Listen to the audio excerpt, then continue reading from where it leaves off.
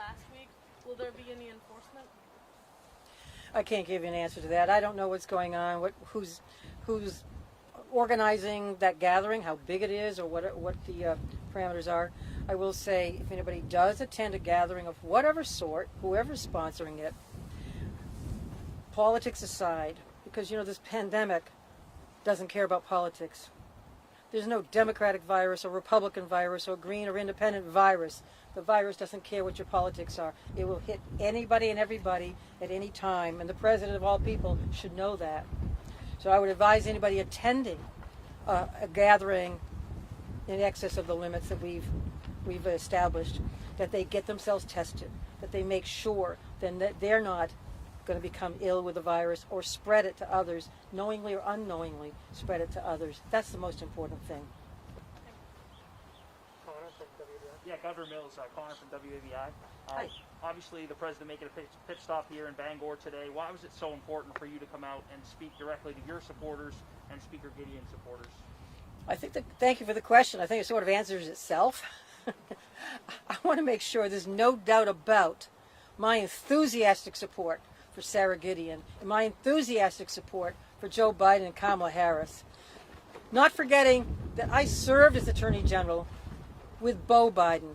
I served as Attorney General with Kamala Harris. I have a great deal of respect for the Biden family and what they've given and sacrificed for the sake of this country.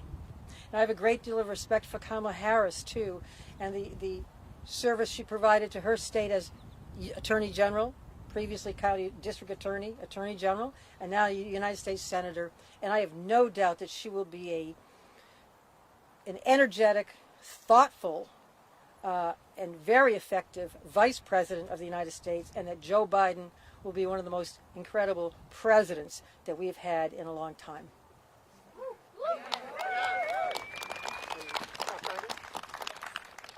Governor Mills, Brooke from Channel 7. Hi. Kind of bouncing off Connor's question, when did you first find out that President Trump was coming today, and what was your initial reaction? I figured it was an inevitable visit because he is desperate for every electoral vote. You've seen him in the states with that are supposedly on the cusp, or swing states, and he's going around the country making promises, committing funds out of his back pocket, unauthorized by Congress, promising money to seniors, promising money to farmers, promising money to lobstermen, promising money to everybody. It's almost like buying votes. So we knew he was going to come here, because when he came here in June, he told untruths as well.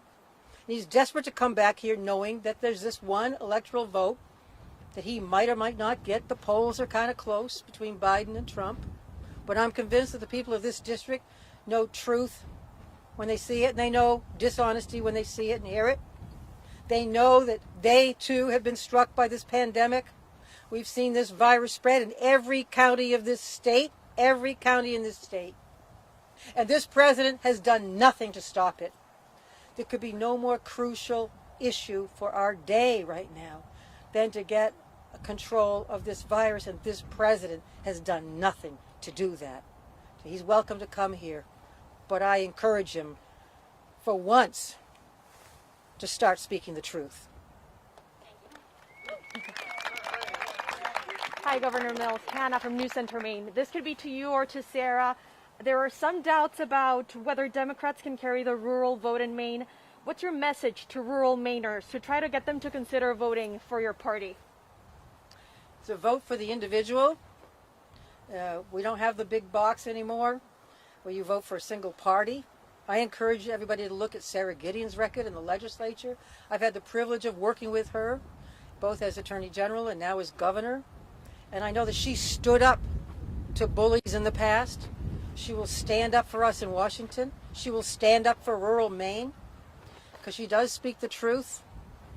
She stood up for health care over and over and over again against great odds. She stood up for the families who've suffered from opioid use disorder, substance use disorder, whose loved ones have been ill and even died from overdoses. She stood up for those families by pushing through a bill that allows us now to distribute Narcan to people who are in danger of losing their lives before they can get access to treatment. She stood up for health care. And that That encompasses rural Maine and urban Maine. It encompasses all of us because we all have to have available health care, accessible health care, affordable health care.